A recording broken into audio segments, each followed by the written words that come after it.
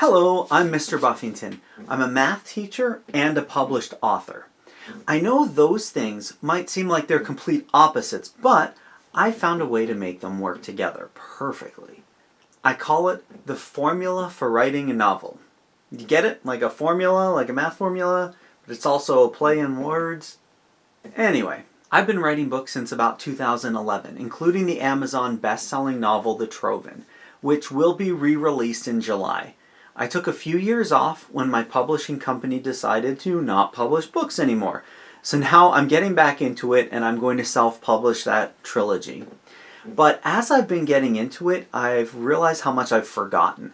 So I'm refreshing myself and I'm putting together a video of some of the things that I've relearned as I've been going through this. Before we get into the video, one important thing to keep in mind is to be well hydrated.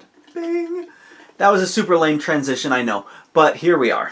So if you want the best water bottles and coldest gear, check out the links in the video description. I've been using coldest stuff for a couple of summers now, and it is crazy how well insulated their bottles are. I've honestly never seen anything like it. So anyway, have a cold drink, and we're about to get started.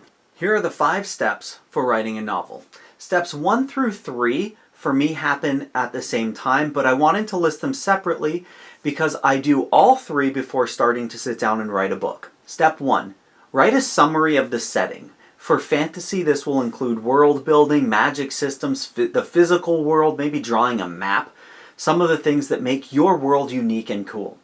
In some cases, the setting and context will be the main thing that drives the plot forward, like with historical fiction.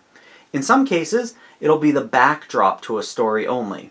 And it can be anything in between those two extremes. Step 2. Write a plot outline. At first, my plot lines are very short, but they end up being several pages long for a novel that will be about 100,000 words. I start with writing a paragraph or 2 for each of the main plot lines. Then if they're merging, I include that. Be sure to have any major twists inside of your outline and the conclusion. Next, I take this very brief outline and I flesh it out. Before I begin writing, I'll have at least a sentence or up to an entire paragraph for every potential chapter of the book.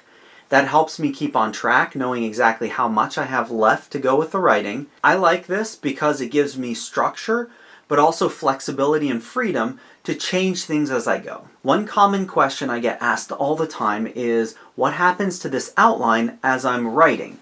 And the answer is always the same. It changes. Sometimes, as I'm writing, I'll have a thought that will have some ripple effects, so I add those ripples directly into the outline. Sometimes I realize that what I wanted to do inside of a single chapter has become way too much. So it gets expanded into 2 or 3 chapters. And sometimes the story changes so much that I'll actually cut out entire chapters of a book. It's better to do that in the early phases, but I have had to cut large portions of books after they were written, and that's really difficult. It's like cutting a piece of your heart out and just it hurts. Number 3, write character profiles for the main characters and the main villains. Setting and plot are important, but if you fail to write good characters, you're going to lose your readers. People will endure a bad plot line or a boring setting if they want to find out what happens to intriguing characters. But it does not work the other way around. If you make boring characters, it doesn't really matter how exciting your plotline is or how much time you spent world building. Nobody's going to care what happens to them, and they're not going to finish reading your book. My character profiles tend to be pretty concise. I include physical characteristics, their background, potential skills, any magical or enhanced characteristics, and sometimes a special object that they might have. And then I like to have some fun extras.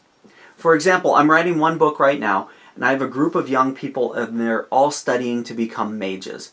I want them to have different personalities so that that'll be fun when they clash together. I have one girl, she was raised in a fishing village. When she was out on the boat, she would sing or hum all the time and was convinced that helped to attract fish. Now it's something she uses to concentrate, and she almost always is humming or singing.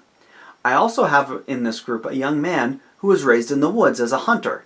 Any noise draws his attention and distracts him. He is best focused when it's completely silent. So those two pieces of information and those two characters will lead to some really fun interactions together. One thing that is absolutely essential for a character, especially the main character or the main villain, is motivation. Readers need to know what the character really wants, and as the story goes on, if that changes, we need to see that change through the eyes of the character. As you're writing, especially when you're writing from the point of view of a character, keep all of that background in mind to try to see things through their eyes. That will greatly enhance the experience for the reader. Number 4, ensure your story has some kind of a point. Every good story has setting, plot, and characters. What makes a story really engaging is the thing that connects all three of them together. It's often called conflict. I'm not sure conflict's the best word, but it's the most common word for the glue that holds the book together. So when I say conflict, just know it isn't always a battle or a fight or an argument that needs to be resolved. It can also be an obstacle between the character and what he or she wants. Again, we come to the importance of having a strong character motivation. A conflict can be something difficult the main character is called upon to do. It can be a quest or a challenge of some kind, and the obstacles that thwart the progress towards success. The conflict basically answers the question, what is the point of reading this book? You might answer, I want to read this book to see how they get a certain thing, or go to a certain place, or overcome something that's never been done before. That's the conflict. It needs to be strong and clear right from the very beginning. The 5th part of this formula is to write. Set a goal and write every day. Even if you don't feel like writing, even if you only can write a little bit, getting more words down on the page is the key to having a finished book. So don't worry so much about the edits in this phase. Then you could get trapped in a cycle of perfecting a single chapter rather than writing a book. As a teacher, I've worked with several aspiring authors, and this is the most common place where they get stuck. I ask, how far have you gotten into your book? And they usually say, I'm just near the beginning, or I have a couple thousand words. If you write a little bit every day, you'll be surprised at how quickly it adds up, and then you'll have yourself a book. I hope there's been something helpful in these 5 steps that helps you on your journey to writing a novel. If you'd like to see more content about writing, let me know in the comments what you'd like to see, and I'll do my best to post that for you during the summer. I wish you all the best on your writing journey. Have a wonderful day. That's it. That's everything you need to know to write a book. Now it's time to get to work. And that means spending a lot of time sitting here writing. So why don't we go ahead and get started together? I'm going to do some writing, and I hope you do some writing too. Have a great summer.